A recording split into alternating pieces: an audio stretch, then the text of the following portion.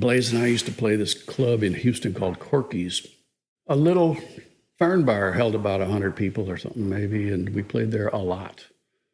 And I played there with a whole bunch of different people, it was our home base, and, like in a month, I might play there 23, 4 times, and I'd go there on the nights that I wasn't playing there. My twin reverb lived at Corky's for a couple of years, stored on stage or in the back room.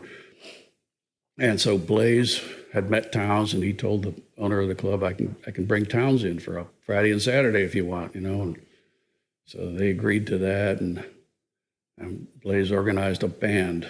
It was like a 6-piece band or something, and they were there. And Townes was supposed to come in early and rehearse, and then he didn't make that. So Friday night, the club owner was worried because of Townes' reputation as, blowing gigs sometimes. If he blew a gig from being drunk, he would always make that up and do a really good job. He'd come back, and it was a point of honor for him. He knew when he had blown it. So he showed up, and he was relatively sober, and he showed up about 10 minutes late for the gig, maybe, 10 minutes past start time. But we just got on stage and started playing, and it was going fine, and people were liking it. And we finished the gig that night. Oh, Townes, when he set up, he had a saxophone that he leaned against the bass drum. And said he had bought it in a pawn shop, and he didn't play it at all. So we finished the gig, and then we stayed there drinking after the gig till 4 or 5 in the morning, which we did every night pretty much. That was the pattern. And then the club owner said, well, we got to go home. And so I went home. Townes went out somewhere. He found people and just continued to drink from the time we left the club. Blaze was with me. He was living in my apartment in Houston. And so Townes found people somehow and drank until the gig the next night, and showed up just gone. But he was doing okay. He was singing the songs, and he was really, really staggering drunk, but pulling it off.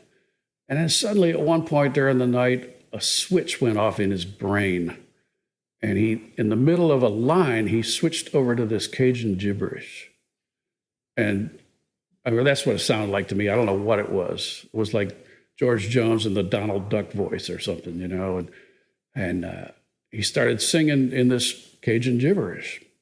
And I think from that point on, it was all Cajun gibberish, every song. And people were getting angry, and people were leaving. And a lot of people were leaving. And one by one, band members were abandoning the stage. And I was just enjoying the freak show aspect. I can't look away from that kind of stuff. I've been attracted to it all my life.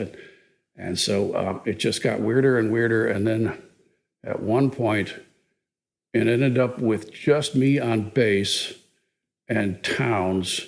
And he put the guitar down. He said something to me, let's play You Got to Move, key of E or something. And so I'm just going boom, boom, boom, boom, boom, boom on the low E string.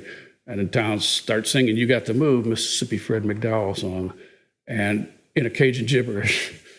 and then he saw the saxophone, and he picked it up. And I had heard him mess with it a couple of notes here and there, and it was really instantly obvious to me that Townes could not play the saxophone at all. He just sounded horribly. So anyhow, he started playing this solo, and Townes was a really kind of magical, mystical person. And I swear he started sounding, it was like the best jazz, crazy saxophone solo I'd ever heard in my life. He was like channeling Coltrane or something. It was insane. And he finished this song, and he threw the sax down, and he walked out the front door and disappeared. I saw him, and by this point, pretty much everybody had gone. There was a couple of tables left, maybe. I saw him in an airport, like 3, 4 weeks later somewhere, and said, hey, Townes, how's the sax coming? He said, I hung it in a tree, and I shot it full of holes.